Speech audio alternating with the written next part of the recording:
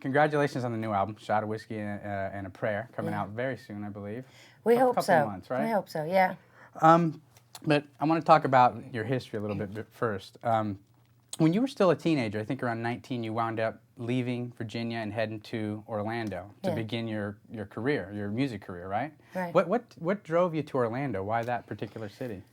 You know what? Actually, I had some girlfriends, and there were 3 of us that were supposed to move down there.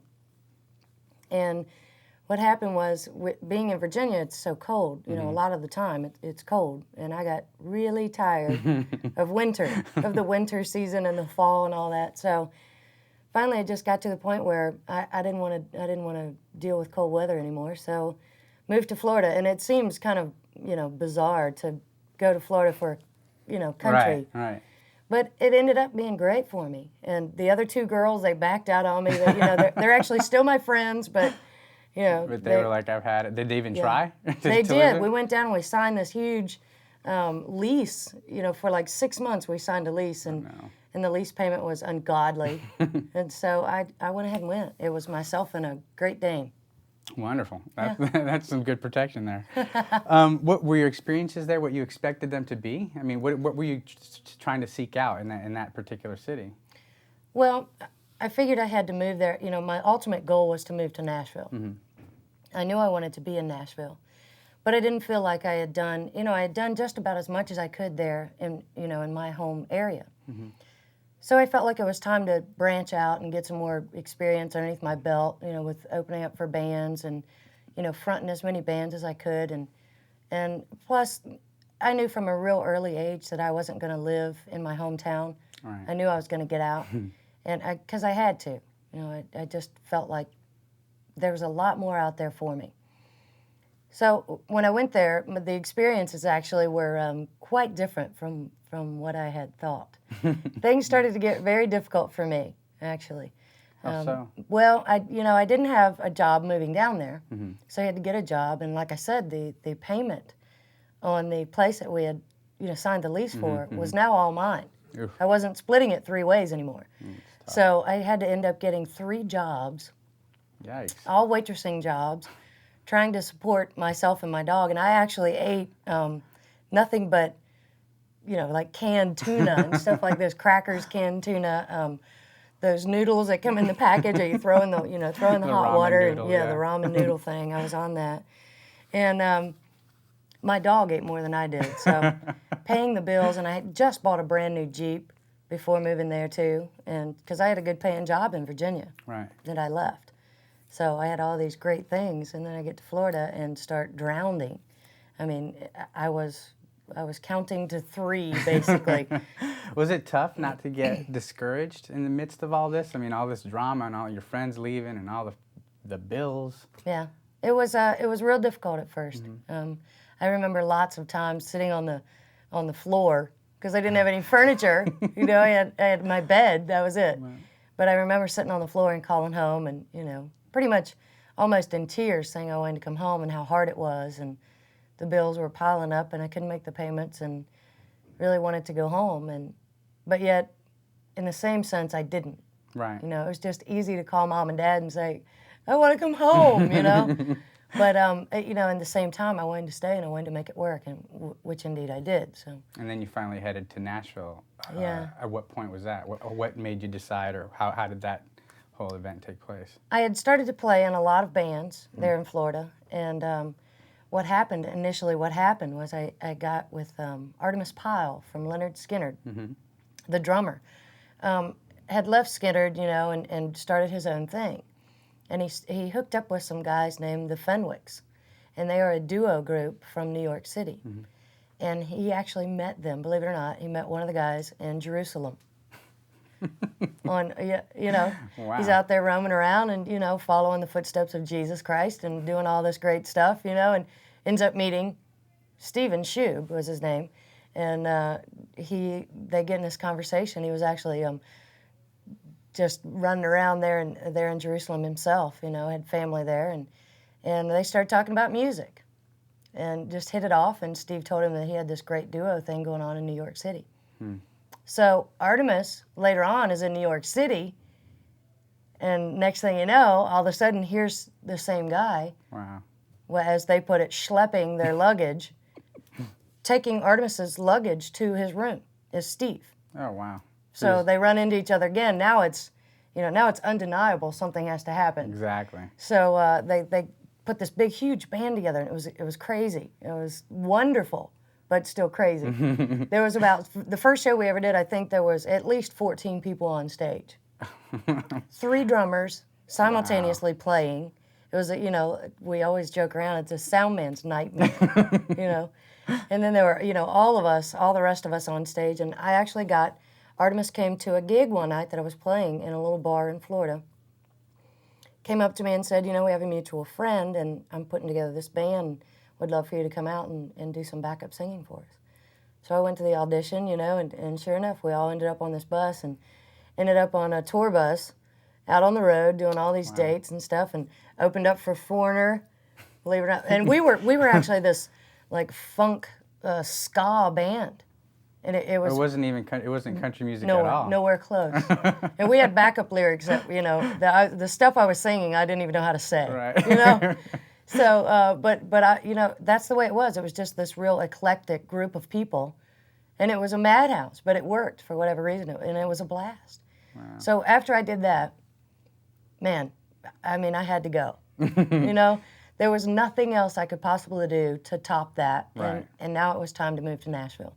You were you felt ready, like you'd learned and you'd gotten your feet wet into the real world of music. Yeah. Was Nashville accepting when you got there? Was it difficult for you to start making your inroads to build your career as a new vocalist, a new musician in this town? It's Nashville. Right.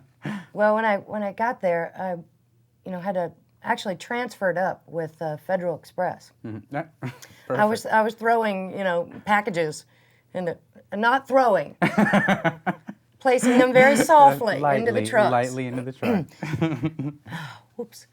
But, when I transferred up there, I worked for Federal Express for actually, I moved up there in December, the first part of December, so I worked through the Christmas rush and the holiday seasons and all that, and then quit. I was like, okay, I'm here, I've done my duty with FedEx, and it's time to move on. So I started looking for a job in Nashville and ended up pretty much real quick after I had started to look for a job. Had a couple other small jobs that I did, but ended up at the Bluebird Cafe. Right. Very legendary. Mm-hmm. And that was a blessing for me. Yeah, I understand. That was like the beginning of everything, wasn't it? Yeah, it really was. And so I would say that being fortunate enough to get the job there at the Bluebird Cafe, I'd say the road kind of paved its way for me after getting there, because I met everybody and, started talking to everybody. And when you got your first publishing deal, I think it was based out of that particular job, was that a moment of like, all right, now I'm finally making progress with my own solo career? Did you feel like you'd... Sure. Yeah, it really was. Uh-oh. It's a knock. It's a knock on the door. Hold on a minute. I'm changing. All right, moving on. So you got the publishing deal. I know there's a great story about how you met a certain person there. I met actually a man named Michael Knox. Mm-hmm. And he kept, he'd come into the Bluebird and he would harass me, really. And we ended up being great friends and having a real good relationship between one another, and never bothered, though, to ask what one another did. And finally, one day, Michael looked at me and he said, "Let me guess, you're obviously here to sing." And my response to that was, for the first time in my life, I've actually become typical, because I was never typical, never. Right. And moving to Nashville and wanting to become, further my songwriting and be a singer, I was just like everybody else. But Michael, basically what he said was, look, if you have anything, if you have some music, I'd really like to hear it, because there's something about you that's telling me this could be a good thing. That wasn't so typical, obviously. It wasn't, I guess not. In the end, I guess it wasn't. Yeah, he saw something there. Yeah. That I think was just waiting to be noticed. Yeah, I'm sure. he told me that he really heard the potential in my songwriting capabilities and gave me that shot. That's fantastic. And then the Decca Records deal came, and the first album, 29 Nights, came out. And I know by now your fans already know the whole situation with Decca and how the record label folded just as the album was coming out. How did that affect you, your drive for success and to get your career going? Was it difficult? The Decca closing? Yeah. You know what? At the time when it happens, it seems devastating. Mm-hmm. It seems like now everything that you've always hoped for, you dreamed for, and worked for, has just been taken away from you. Right. But in a sense, it was actually not in a sense. It was obviously done for very good reasons, because I not only ended up at a powerhouse for a record label, Mm-hmm. I also ended up getting a manager who is ultimately the most incredible woman in the world. Right. And she was the general manager for Decca Records. And so now Sheila Shipley Biddy is my personal manager. And we make one hell of a team. Well, there you go. You pulled a blessing out of a disaster, it seems That's like. right. Was there ever a time when you thought you weren't going to get another record out of this? You always knew something would happen? Yeah. I knew that road I couldn't be at a dead end. Right. You know, I just, every ounce in me knows that I'm put here to do this very thing. Right. And there was not a doubt in my mind. It's just a matter of time. And here you are. Yeah. And then the deal with Monument came about. Yeah. Pretty relatively quickly after all this. How did Monument deal come about? Well, my publisher, Tim Whipperman at Warner Chappell, actually was one of the first ones. I think a phone call had come in to Sheila, first of all, from Alan Butler, about what was going to happen. Were they going to keep me, or is there an option there, or what's going on? And he was interested. And then my publisher, at the same time, pretty much simultaneously, had already figured out that was the place he was going to take my record to pitch to Sony. And it was very quick. I mean, it was pretty painless, actually. In destiny already, just Yeah. bringing you together. Alan had been, a lot of people at Sony had been following my career and really pulling for me silently. Mm-hmm. And I had, years ago, had already experienced some stuff with Blake Chansey, who was head of A&R for Sony. And Blake and I were friends and knew each other well. And so it was pretty much karma. Right. There was a lot to do with that. And it worked out very well, because I think at the most it was probably 3 months and I really felt sure I was going to be there. We did a showcase and Right. and every person that had anything to do with Sony was there. So it was fabulous. It was a magical union, I'm Yeah. sure. And now here's Shot of Whiskey and a Prayer, almost ready to be released. What does that title refer to? That's actually a very funny story, because Sheila was out on the road with us one time. We were sitting in the back lounge of the bus answering a questionnaire. And one of the questions on there that she was asking me the question, and she said, "Oh, here's a good one. What is something that you do religiously every night before you get on stage?" And it took me about a split second. I kind of looked away and well, obviously it's a shot of whiskey and a prayer. And right when I said it, I think she and I just about we had such an emotional moment, and we hadn't named the album yet. So, I mean, it was just, didn't take us any time at all. As soon as I said it, it was the obvious thing for the album. Yeah, and it suits it. It definitely suits the Thank album. you. It's excellent. Yeah, I told the title to my producers, Emery Gordy Jr. And Richard Bennett, and they loved it. And I had spit out so many titles prior to that one, but when I said that, it was magic. Everybody knew immediately that was going to be it. That's And great. the title in itself is a little bit controversial, but it has nothing to do with anything else except for myself. Right. And God knows that I drink, and I also pray. I'm a sinner. You can do both. I can't help it. You don't need to not do one to do the and other. it's okay. It's okay to be a sinner. It's just don't go too far. Exactly. Exactly. Was making this record very different than when making 29 Nights for you? Yeah, it was. How so? Well, the 29 Nights album, Michael Knox and I had worked so hard, and then when Mark Wright came into it, it was a fabulous experience, and it was one I'll never forget.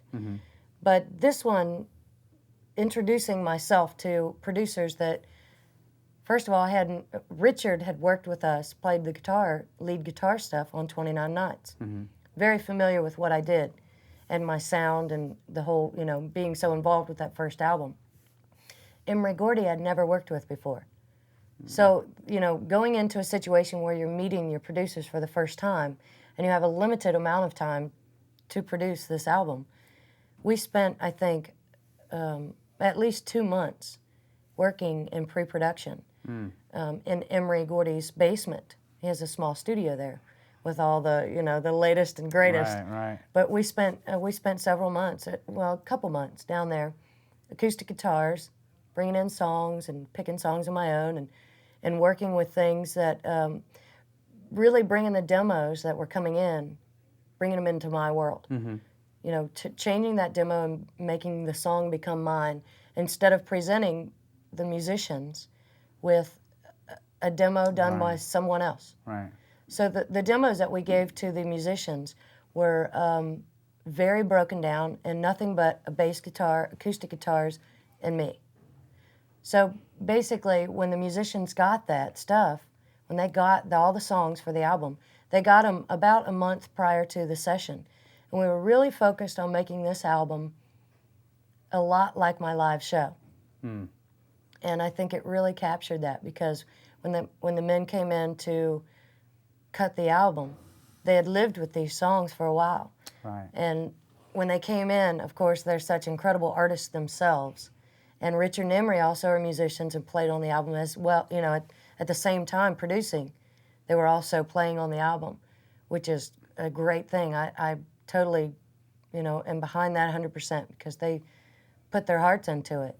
Can having too much time, do you think, to work on a record be a detriment to the process as well? Yeah, I think so. It takes away that spontaneity that we got while we were in there. And I think you start to reconsider things that were right the first time and your first choice, and this was great when when we first started. All of a sudden, if you have too much time, it becomes the wrong thing. You start to second guess yourselves and your song choices and listening to everyone else and what they want, they want to give. Right, when what you should be listening to is yourself. Yeah, you just got to listen to your soul and you got to listen to your heart. There's one song in particular on the album that actually it's my favorite one on the album, and I've heard you talk about it before. It's called "Little Things." Yeah. That has that's a little special for you as well, correct? Sure is. How come? Well, it's actually one of the first songs I wrote. Co-wrote it with Doug Swander, who was one of my fellow Warner Chappell writers, and he and I had started early on writing together and had this great, this great vibe between us and a lot of karma going on there. And I was writing this song. I was thinking, I've got to write this song about, pretty much like a teaser kind of song, like what it is about someone that turns me on. And that's where, and he and I were, he's a very handsome man, and so it was very easy to come up with this song, and we had a great time writing it. It just fell out, and we luckily didn't, put it on 29 Nights album for whatever reason. Right. But now we've gotten the chance to put it on this album. So it shows that you've had. I mean, just by listening to it, you can tell that you're having a good time with the song. Yeah. It's a fun song. Yeah, I've lived with it for a while too. Right. And obviously when it's something that you've written yourself, it's going to come out probably easier and a lot more natural. Definitely.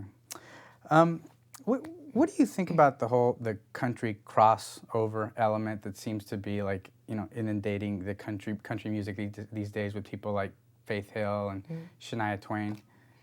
For them, it's great. For me, it's not great. That's something you don't aspire to? I want my music played on country radio. I've wanted a career in country music for my entire life. Of course, I ventured out a couple times and came right back. And I think the music that I cut definitely appeals to an alternative group of people. There's an alternative way to market my music, but it's not. It's country. Yeah. It's hillbilly, edgy, honky tonk, barroom stuff. And so I think that as far as playing live, my opportunities are much greater than most. But musically and as far as radio, I want my music played on country radio. Right. you mentioned honky tonk and that type of world, and I read a story recently about a show you did in Switzerland with Willie Nelson that I think is just a fantastic thing that happened with a particular song that you actually include in your set, which is Seven Spanish Angels. Yeah. And what happened with Willie in that song? Wow. That was, I think I saw God that night. I'm pretty sure. The way it started out was Willie and I were doing a radio interview, and he had heard for the first time Touch Me, which was one of his songs that I had recorded on 29 Nights album. And he was blown away by it, just taken back. I mean, I could see it all over him. And he, gave me a big hug, and he's like, wow, if you ever want to cut anything of mine again, just tell me. It's all you have to do is just tell me. It's fine. And so, obviously I went into the story. I said, funny you should say something about that, because for the last 2.5 years I've been doing live your song and Ray Charles's song, Seven Spanish Angels. And when I said it, his eyes just lit up, wow, really? And I mean, he's such a genuine person. He does not lie, Everything about him is genuine. And I said, yeah, I really, now that we've played it so long live, it's become almost a song that where every night we perform, if we don't do it, we'll probably be mauled, And it's such a, an incredibly written song. It's so well done. And I said, there is one little thing I'd like to ask you about it because I want to take it in very soon and record it. And I said, is there any chance if I do that, would you come in and sing on the track? And he said, absolutely. I'd be proud to, with, just let me know when I'm there. And so that in itself just inspired me to, hopefully very, very soon I get in and get that done. Yeah. That's an opportunity you don't want to miss, Exactly. So, having those conversations during the day, and then we also did a press interview later on before the show, and it was brought up again. It was asked to me, why isn't Seven Spanish Angels on the album A Shot of Whiskey and a Prayer? And I obviously told them that it was something that now I consider to be my fault. I felt I should have done and I didn't do, but there was a reason. And that reason was because if I waited, Willie would come in and sing on it with me. So that's what's going to happen. But that night, having all those little chats about the song, I had no idea. But we're standing side of the stage watching the show. And his stage manager comes over to me and he says, you see that microphone stand over there? I'm like, yeah, I see it. He's like, well, you've got about, 3 songs and that one's yours because you're going out to sing with Willie. I'm like, no, I'm not. No, yes, I am. I don't know if I can get out there, but I'm going to try, Wow. So I walked over there and I did 2 gospels with him, Will a Circle Be Unbroken, Amazing Grace, and then we did Seven Spanish Angels. Wow. To date, the hardest thing I've done is walk to Willie Nelson on that stage. I mean, I didn't know if my knees were going to make it. I mean, I just thought, good God, I can't even get, my legs won't move, But I walked out there, and it was, as soon as I got out there, and the amazing thing is, when we were singing the song, the crowd knew that some kind of once-in-a-lifetime thing was happening.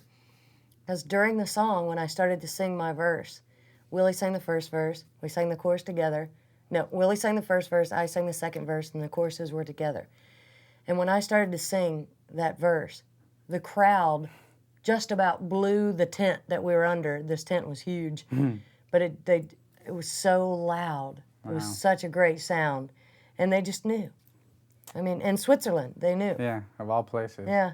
What a magnificent experience that must have been. It really was. And then to top it off, when I was leaving the stage, Willie was giving me a hug, and he said, I guarantee you, I promise you that will not be the last time we sing that song together.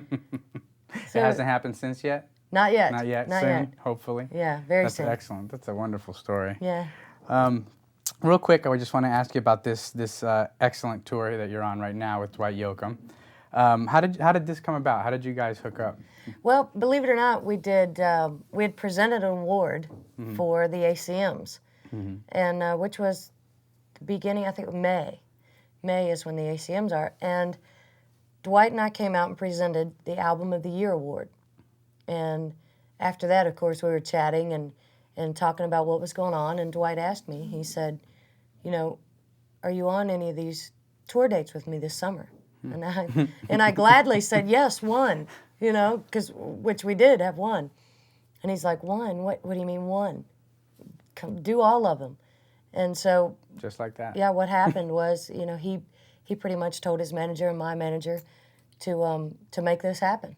And so they did. But, you know, the reason we weren't on some more at the beginning was because when we started to inquire about it, we came to realize that his booking agency had already done their job and booked, you know, the first leg of the tour. Right. So luckily now we've ended up, our first 2 shows were in Wisconsin and up north somewhere, and then this is our biggest show with him to date, you know, and then we start from here. Oh, that's fantastic. It's great. It's gonna be very exciting. I'm sure your fans are gonna be thrilled to see you out there opening up for him. Which, it's funny, the press seems to have given you this unusual moniker of the female Dwight Yoakam, which I find so odd. I mean, I see why. It's visual. Musically, it's but what it is, you know. I don't know. I think you're a little prettier than Dwight. I'm Thank not you. Dwight, if someone ever tells you that, you're very handsome. But they said, do you find that description accurate musically? Musically, I'm very influenced by Bakersfield music. And it goes all the way back, you know, to people, obviously, you know, who were around much longer than Dwight. But, you know, I'm very influenced by the sound, and when I'm writing, it plays a big part in my music. That's it. That's it. You know, it's an influence, and the way I dress and my hat and everything came along with me a long time ago. Right. And it was before I ever even, you know, my tight pants, actually, my father used to tell me, this is going to be a good one. My father used to tell me, if I fart, I'm going to blow my socks off. There you go. There you so go, this Pop. has been happening for a long time. And, you know, and I didn't change. That's and you know, I find it to be a compliment, but I'm also looking forward to the day when people actually, when everyone as a whole actually says, not female Dwight, but Danni Leigh. Right. You know? Yeah. I don't think that day's too far off. I don't think not so. At all. I'm hoping. I'm praying not. No, I wouldn't worry about it if I were you. What do you think is the biggest misconception about country music today? The biggest misconception? As far as like the way the general world perceives country music, or is there one? Maybe there's no misconceptions. I don't know. Yeah, you know, I think that I think lately the misconception has been, and it may very well be from some of the crossover music, but I think what it's done is shown the world that you know, not just the United States but the world, because I'm very involved with international market. I go all over the world with my music. So we have, I think, in recent years, proven ourselves in any misconceptions about country music, that it, you know, it's not just a small, you know, closed group of people. It is worldwide, and musically, I think, in the last, you know, like I said, maybe it's because some of the crossover stuff, but I think that the songwriters and singers themselves have branched out musically, and come up with some melodies and songs and lyrically, and so I think we're, you know, if there were any misconceptions, I think that the past few years have created more of a well-known following for us. I think, you know, it's not as small as people think. No, definitely. So that I'm trying to prove that internationally as well, you know, as well as here in the United States. But I think there are a lot more people out there that want to hear what we're doing than we're given credit for.